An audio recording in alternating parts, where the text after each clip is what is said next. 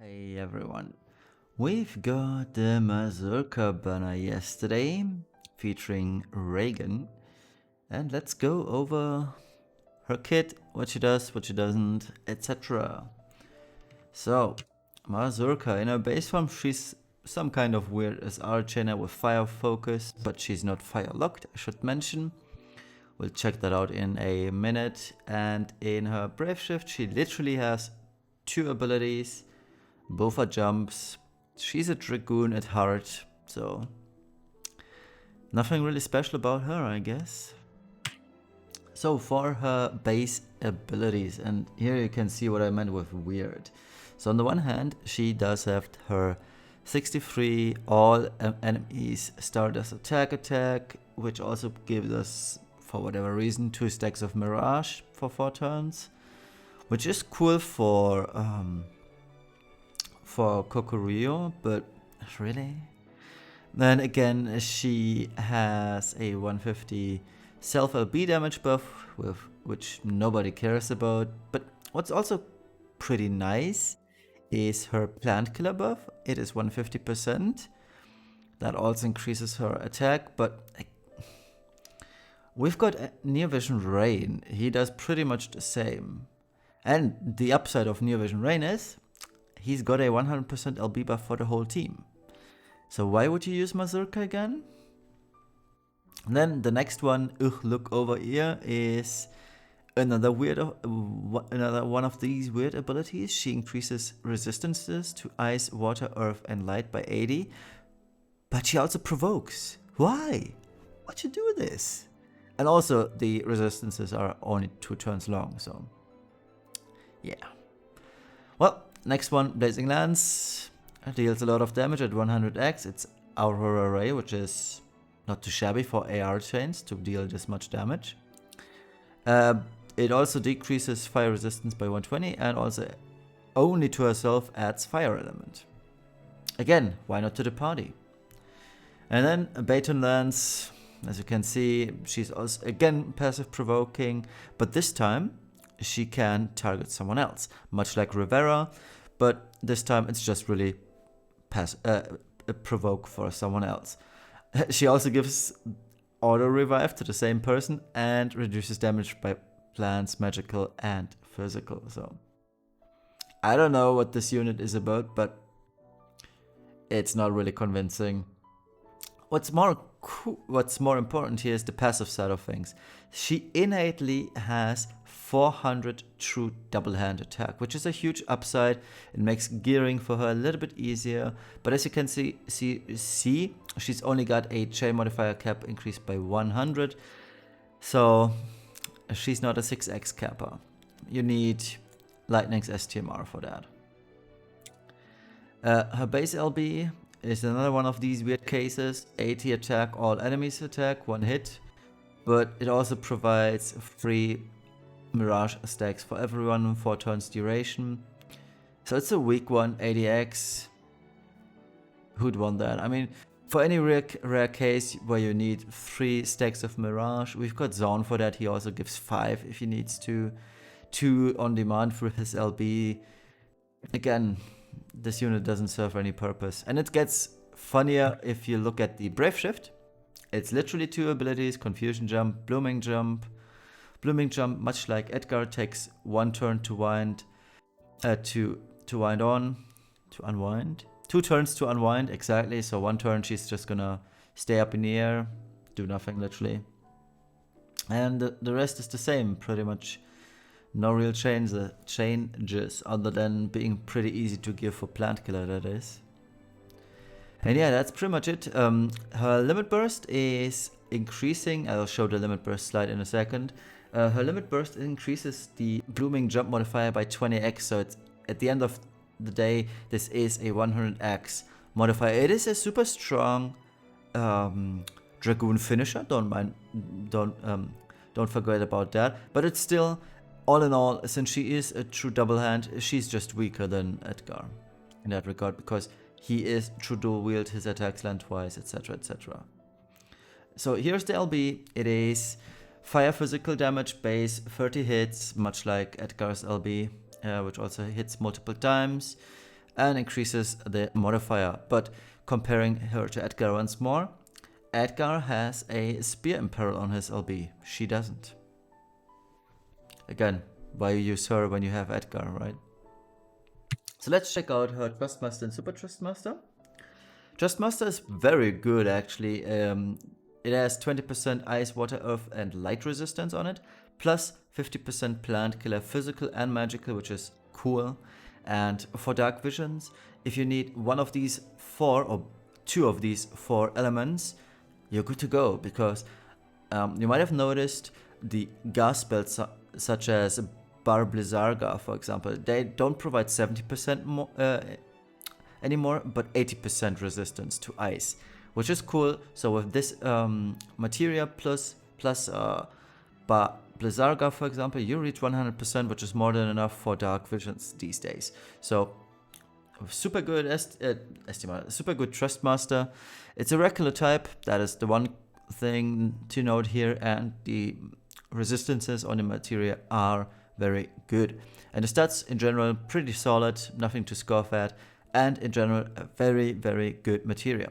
But again, are you really pulling for a materia? I don't know. And then the STMR is a two-handed spear at 198 attack, 1.0 to 1.5x variance, and it increases jump damage by 100%. It is the best two-handed spear in-game, but it's also a two-handed spear. What else do you want me to say? This is only good on herself, but nobody else ever. Let's check out her vision card. The animation, again, with pretty much all of the vision cards, you really have to give it to the art department of Alim and Gumi. When it comes to vision cards, their animation and artwork is just on point. So yeah, the vision card. Base attack 40 at level 1, 100 base attack on level 10, which is, finally we are back at the 100s. So this is, when it comes to pure attacks, that's very solid. And what's more is, it is a good card for Edgar, as you can see. 50% attack by wearing a spear at level 4 and 7, so 100 in total. And if it's a FFBE unit, you get 30% more attack on top with no condition other than being in an FFBE unit. So this is a very good spear, vision card for Dragoons. It has good stats in general, 100% attack for any Dragoon, and this is not a meme, you've seen me use last gen with a spear, the last 2 Dark Visions, and I'm probably going to continue for the foreseeable future. This is a good card for last gen as well. He gets 130 attack power from this vision card. It is 100 attack. I know you're gonna lose the 10 base attack from not wearing Riku's vision card, but it might open up some more slots for killers, because you don't have to worry about the attack percent anymore, or less so. So this might be very good for last gen. It is also very good for Edgar, mind you, unless you cannot wear the Warlord Guard legs, for example. They do have 100% true dual wield attack, equipment attack. It really comes down to whether you want to use last gen's vision card on Edgar to get more killers in, or if you want to use, say, this vision card and use Warlord Guard legs. And I think the difference is rather small in which you're using. And Mav should also check out on this, depending on the type of killers you need, pretty much. So for a rare type of killers such as Reapers, you'd probably use last gen's vision card, because you need Photon Core in both slots, for example. That is actually a good one, even to say you're gonna use last gen's vision card on Edgar rather than Mazurka's vision card, because you need more slots for killers. But for any other type, such as, say, the current Dragon Boss in Dark Visions, Kokurayo, you'd probably use this vision card, or even Riku's vision card on Edgar. But I believe this one is better, because from Riku's vision card, if I'm not mistaken, it is tied to swords. Edgar doesn't use swords, so he doesn't get the passives. So I think this card is pretty good for Edgar and last gen, if you want to say so. Okay, Next up, let's check out builds and damage. I didn't do any real numbers this time. It really only makes sense for LB finishers, if I'm being honest. So yeah, as you can see, I'm using her own STMR, the spear, as it is the best weapon for herself. And what's cool is you are pretty much free to use 3 equipment slots. So the head, I used Red Hellebore because it is the highest attack. Glacial Battle Garb, I used it because it's the highest attack. Wallet Guard Legs, same reasoning, highest attack. So you're free on these 3 ones. And when it comes to materia, you want to use Indestructible Light, you have to use Memories of Ragnarok, you have to use Dragoon's Wisdom, and you have to use Dragoon's Gauntlet. That way you're getting 800% jump damage. And as you can see, I'm using Last Guardian. It is a free materia, you can use whichever you like. The more the better, the more killers the better. Now I couldn't find Mazurka's own vision card on the builder for some reason. That is the reason why I used Sora's vision card, as it has unconditional attack percent. And yeah, I mean, with this equipment, she already has 200% plant kill, as you can see. So when it comes to plant killing, she's quite efficient. But again, we've got Rain for that. We've got even Rain and Fina. Do they have a beast killer? I'm not quite sure whether Rain and Fina have a beast killer, but I know for sure Rain does have. So yeah, her rotation, very, very simple. If you have her limit burst ready on turn 1, you limit burst, just like you do with Edgar. On turn 2, you use Blooming Jump. On turn 3, you wait. And in turn 4, you profit by landing. That's pretty much all there is. And it's not worth it talking about or showing off a build for the base form. You can just use whatever with it, as it is weird enough. If I had her, I'd probably always use her base form to just fill LB gauge. That's all that I would do with her base form, honestly. And next up is our boy Raegen. He's got a Neo Vision Awakened, and he's super good. So, in her base form, he can now finally, I should say, imbue Ice and Fire, and he's got a pretty decent Absolute Mirror of Equity chain for 1 enemy. That also applies a debuff or a dot damage over time on the enemy. As you can see, the second one reads physical damage 35x per turn for 4 turns. And on the passive side of things, he's getting 90% equipment attack when dual wielding. He's got some demon and human killer 100%. So all in all, pretty decent buffs.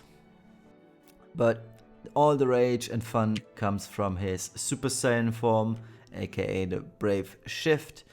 And yeah, he gets a bunch of cool things, such as a 200 modifier light attack, which is very cool. It also applies the 65x. Oh, it's the Japanese names. I forgot to do this in the English names.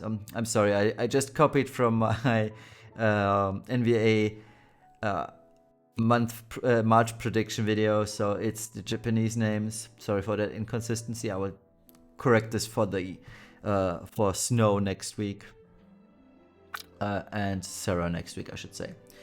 But yeah, he has some cool stuff, but it's really all about his LB chain 150x modifier, and especially at 36 LB crystals cost.